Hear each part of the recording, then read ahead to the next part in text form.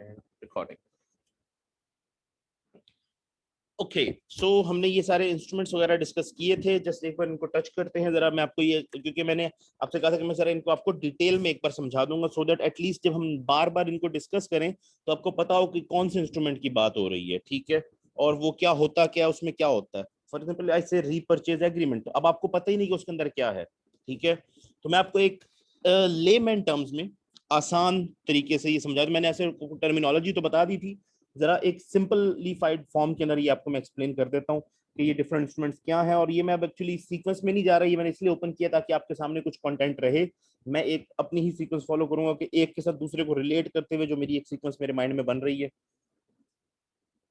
Okay, so since we have discuss financial institutions, और financial institutions किसके अंदर deal कर रहे हैं, फाइनेंशियल एसेट्स के अंदर। अब फाइनेंशियल एसेट्स का ऑपोजिट क्या होता है, ये हमने डिस्कस किया था। फाइनेंशियल एसेट्स का ऑपोजिट होगा एक रियल एसेट। जी सर जी, रियल एसेट या लायबिलिटीज? क्या चीज? रियल एसेट या sir liabilities? No, financial asset का ऑपोजिट ऑफ मतलब, financial asset. okay, liability is a different thing. Financial asset is basically representing your stake in something, तो वो basically liability को ही represent कर रहा है ना, किसी की ऑर्गेनाइजेशन। तो जो आपका एसेट है उसके अगेंस्ट जो लाइबिलिटी के अंदर आपको नोट किया उसको डिनोट कर रहा है ना। Financial asset is more like a promise, ठीक है। फाइनेंशियल एसेट को आप एक प्रॉमिस की तरह देख सकते हैं, जबकि इसका ऑपोजिट क्या होगा, रियल एसेट। रियल एसेट क्या होगा, गोल्ड। रियल एसेट क्या हो सकता है, silver. Real asset currency. Real asset property, real estate, mortgage. even my watch, even my phone, even my laptop, even my shirt is a real asset because it has some value and I do इसमें own it, I financial, do have it, I can physically touch it.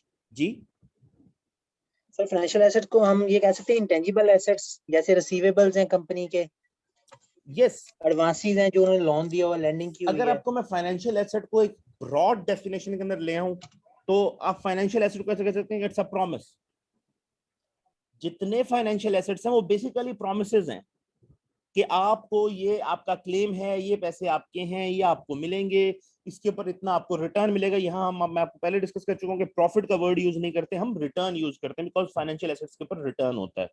तो इसके ऊपर आपको इतना return, it's all promises, it's all promises. Guarantee किसी चीज की नहीं है। Nothing is secure, you do not have it, you do not touch it, it's still on paper. इसको हम कहते हैं, इसका मैं आपको अगर इसकी एक और टर्मिनोलॉजी के अंदर इसको समझाऊं तो फाइनेंशियल एसेट को हम क्या कहते हैं, अ पेपर एसेट, या इन शॉर्ट करके हम इसको पेपर भी कह देते हैं, ठीक है, इन फाइनेंशियल टर्म्स। अब paper asset again, because it's just a piece of paper, it's just a promise, ठीक है। अब क्योंकि ये एक प्रॉमिस है, लोग इसको ना बड़ा ही वीक समझते थे कि जी रियल एसेट तो मेरे हाथ में, प्रॉमिस का मैं क्या करूंगा, कल को मुकर जाए कोई, कल को नुकसान हो जाए, कहीं पर कोई इशू हो जाए। तो promise is not very catchy, promise is not very secure in terms के कोई इसको खरीदना चाहे या कोई एसेट में इन्वेस्ट करना चाहे। तो इसको बैक इन दी डेज जब ये फाइनेंशियल एसेट वगैरह डेवलप हो रहे थे, तब इसका नाम जो रखा गया, इन सब चीजों का नाम कन्वर्ट करके सिक्योरिटी रख दिया गया, ताकि लोगों को ऐसा लगे कि ये सिक्योर है।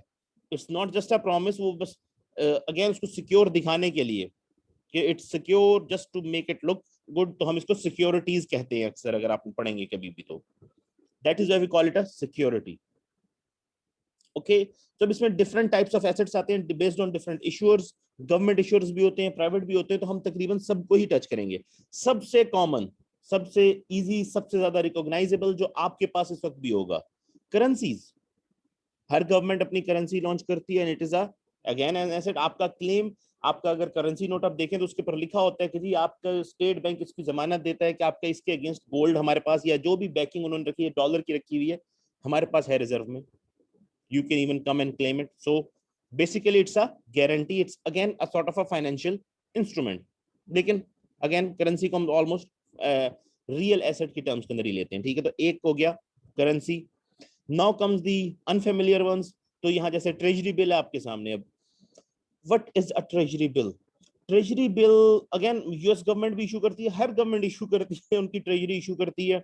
ये बेसिकली शॉर्ट टर्म ऑब्लिगेशन है कि शॉर्ट टर्म के अंदर मार्केट के अंदर मनी सप्लाई बढ़ाने के लिए या घटाने के लिए गवर्नमेंट ट्रेजरी बिल्स इशू कर देती है, 2-3 महीने के लिए, 6 महीने के लिए, शॉर्ट टर्म, 1 ईयर और लेस, ठीक है, ये ट्रेजरी बिल्स होते हैं।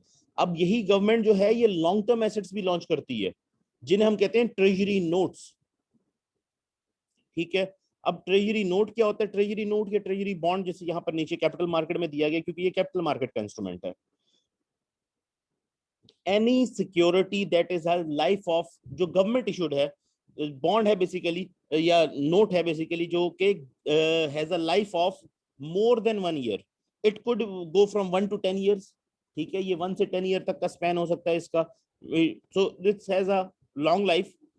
अब ये किस लिए इशू करती है? गवर्नमेंट ने जब पैसे बोरो करने हो लोगों से to spend on certain projects, कि कोई प्रोजेक्ट लगाना है या कहीं पर भी गवर्नमेंट को पैसों की जरूरत पड़ गई है, तो गवर्नमेंट कहती है कि हम जाके मार्केट से लोगों से बोरो कर लेते हैं और हम उसके ऊपर इनको इंटरेस्ट पे कर देंगे। So that would be a treasury note और अ ट्रेजरी बॉन्ड। इसी तरह से होता है commercial papers. Okay, so what is a commercial paper? Commercial paper वो है जो कि शॉर्ट टर्म अनसिक्योर्ड है, प्रॉमिसरी नोट है बेसिकली, जो कि एक कंपनी इशू कर रही है। ये गवर्नमेंट इशू नहीं कर रही, ये कोई और कंपनी इशू कर रही है, या फिर कमर्शियल बैंक्स इशू कर रहे हैं। ठीक है, तो कोई भी कंपनी, बेसिकली ये कंपनीज करती हैं यूजुअली, तो कोई भी कंपनी इशू कर रही है वो कमर्शियल पेपर होता है। ठीक है, again it's a short term security. Usually इसकी लाइफ जो होती है वो 270 डेज होती है। ठीक है, अब जरूरी नहीं 270 डेज का ही होगा, ये 30 डेज हो सकता है, ये 60 डेज हो सकता है, ये 120 डेज हो सकता है, it could be 150 days, it could be 270 days, up to 270 days का ये यूजुअली होता है। ठीक है, अगेन बेसिकली एक बॉन्ड है शॉर्ट टर्म के लिए, अनसिक्योर्ड प्रॉमिसरी नोट है बेसिकली एक किस्म का। सो जस्ट लाइक गवर्नमेंट, लेकिन वो ट्रेजरी बिल बड़ा सिक्योर होता है, ये जरा थोड़ा सा कम रिस्की होगा comparatively. Okay. Can you all hear me?